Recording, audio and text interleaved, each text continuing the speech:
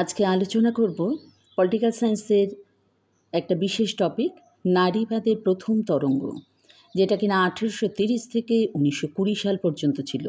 তো এই যে নারীবাদের প্রথম তরঙ্গ সাধারণত দেখা গেছে পশ্চিমী বিশ্বে, বিশেষ করে ব্রিটেন, মার্কিন যুক্তরাষ্ট্র ও কানাডায়।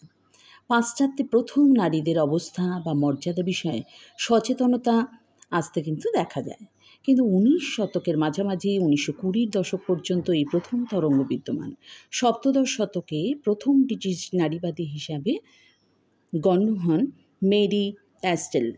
তিনি বিশ্বাস করতেন যে পুরুষদের মতো নারীদেরও সম্পত্তির প্রয়োজন আছে, তাই সম্পত্তির অধিকার কেবল পুরুষদের থাকা উচিত নয়। এমনকি তিনি বলেন যে নারীবাদের যে শিক্ষিত হওয়ার সুযোগ সেটা কিন্তু দেওয়া উচিত। শুধু তাই নয়, তিনি নারী পুরুষের সমান ক্ষমতার দাবিও জানিয়েছিলেন। এক্ষেত্রে বিভিন্ন সময়ে তিনি বিভিন্ন যুক্তি দিয়েছিলেন। তার এক্ষেত্রে বিখ্যাত একটা অভিমত তিনি দিয়েছিলেন। এছাড়া একইভাবে নারী সমতা ও মর্যাদা প্রতিষ্ঠার লক্ষ্য নিয়ে তৎকালীন আরও যেসব চিন্তাবিদরা ছিলেন তারা তাদের অবদান রেখে গেছেন। তো এইভাবে এই নারীবাদের প্রথম তরঙ্গ শুরু হয় এবং সেটা চলতে থাকে। কিন্তু সেই যে নারীবাদের যে অংশ, সেটা কিন্তু পরবর্তীকালে ভোটাধিকারের মধ্যে তারা কিন্তু তাদের দাবি কিন্তু আবদ্ধ রেখেছিল।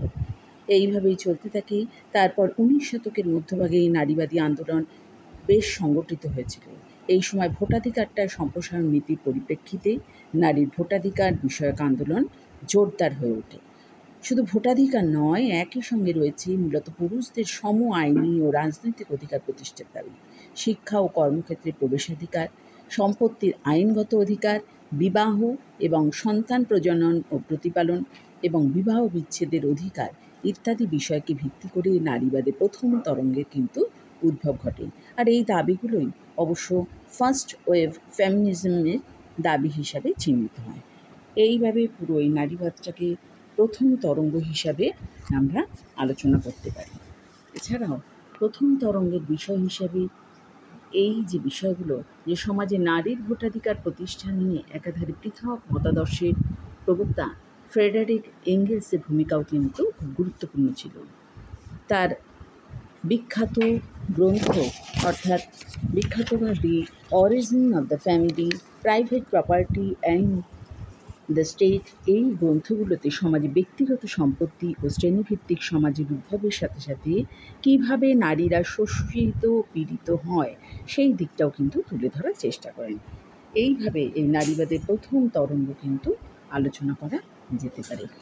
তো তাই আজকের আলোচ্য বিষয় ছিল নারীবাদের প্রথম তরঙ্গ 1830 থেকে 1920 সাল পর্যন্ত।